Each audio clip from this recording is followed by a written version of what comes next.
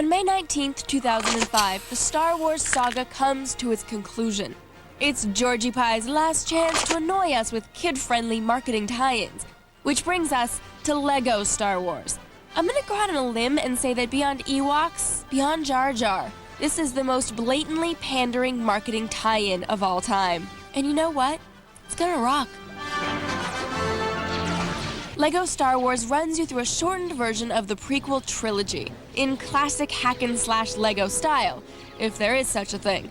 You'll play all the major action scenes of the movies. There's Qui-Gon and Obi-Wan negotiating with the Trade Federation and battling Darth Maul. Mace Windu giving Jango Fett a radical blockectomy. And Yoda kicking some Sith booty. In between the platforming and droid slashing levels, you can try your hand at LEGO pod racing, or pilot a clone trooper ship through the Battle of Geonosis. There's some Episode 3 stuff too, but we don't want to spoil it for ya. The LEGO theme transcends mere marketing gimmick. The game has its own quirky beauty, and seeing the little LEGO folk meet their maker is endlessly amusing. Oh, look, his head popped off. And since everything is made of interchangeable parts, you can use the Force to rearrange the local architecture to suit your needs. Best of all, Legos don't talk, so we're spared the awkward Anakin and Padme scenes. Not even blocks of plastic are stiff enough to match that acting. You know, I think more movies should have Lego tie-ins, like, say, The Princess Bride. My name is Lego Montoya. You killed my father. Prepare to die. Or how about The Godfather? Nice horsey. Nay. Where was I? The main storyline is short. You can blaze through the game in less time than it takes to watch the movies, but that's only half the fun. Easter eggs abound throughout the game. Who knew Kaminoans could boogie like that? And to collect every last scrap of Lego bling, you can go back to any level with any of the main characters. Then you can cash in your bling for even more characters. For example, you can be a gonk droid. Okay, bad example, and quite possibly the most useless video game character ever. But so cute. Whee! But admit it, every single Star Wars game would be better if you could team up Yoda and Darth Maul. And there is something even better than that. In co-op play, you can ignore the baddies and just knock the blocks off each other, which means that LEGO Star Wars is the first game where you can finally kill Jar Jar. You some people gonna f***ing die. And die. And die. And die. Thanks. I needed that. With all this tiny block-filled goodness, I think we can safely say that LEGO Star Wars will be the best LEGO game ever when it's released this spring. At least until they come out with LEGO Deliverance. Squeal like a LEGO pig. We've returned with our review of LEGO Star Wars, a seamless blend of gameplay and product placement. And if you aren't excited about it, you should be, because we love playing this game. Here's our review of LEGO Star Wars. Everything is cuter when it's little and made of plastic. Baby Darth Maul. Baby General Grievous, so cute in their malevolence. LEGO Star Wars brings us everything we never knew we wanted. I love the little lightsabers. You can deflect shots and everything, just like in the movie, and have real lightsaber battles with blocking and everything. And your blasters are perfect. You always hit something. You don't even have to try. It's so fun.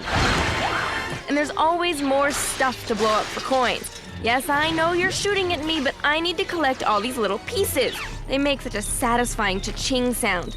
Ooh, a blue one. Those are the best. Yes, there is non-stop action, but it's not exactly hard. You have unlimited lives, and if you die, you lose the game equivalent of $5. But to give the game some credit, it is ostensibly for the kiddies. You can play through the end of Episode 3, which will contain some spoilers for anyone who hasn't seen the movie. But if you haven't seen it by now, I'm over you.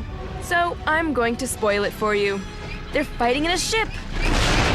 Uh-oh, they've turned against our heroes. Oh, he's sad. Now he's happy. Now he's sad. Now he's happy. Now they're attacking him. Ooh, she's preggers.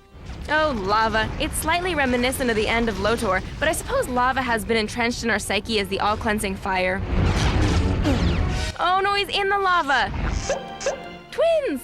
No, Padme! You were too young! Hairball. Cough it up, buddy. Grr, I am evil. Sort of reminds me of playing with actual action figures. If you get bored playing through the vague story, you can go back as any of the other characters you acquire or buy to play the levels again. They each have their own special abilities, too. Though I did think Darth Maul would have kicked a little more ass. Oh, poor defenseless Jar Jar. Sad, he kicks no ass whatsoever. But he jumps. 2-player co-op, very fun. It's all very, very, very fun. I could add more qualifiers, but I think you get the idea. You can play through the whole single-player game in the time it would take you to watch the movies, which begs the question, is this game worth the $35 price tag? That's up to you. I can tell you LEGO Star Wars is a guilty pleasure for any fan of Star Wars. It's not challenging, it's not long.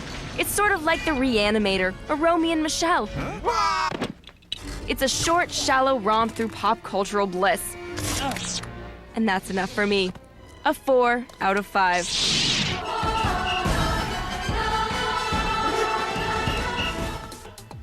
The co-op in this game is really fun. Now, if you've been trying to get your girlfriend or boyfriend into gaming, I highly recommend LEGO Star Wars. Plus, you get to kill Jar Jar. I killed him several times. You know, I was thinking about other games that might be good for the Lego treatment. Lego Matrix. Think about how much better it would be. Because they can't talk. Exactly. No Keanu Reeves, no ponderous hogwash taking Baudrillard and reducing him into this doo-doo like philosophical stuff. And they With could just a still lot of have a shooting. rave, but there'd be no little love scene. Really, because but you it's think about rated if you think about Lego guys, they can't really get the booty. Well, they don't have asses. They have hinges. No, they there's have no hinges. curvature. Do you guys think there are any?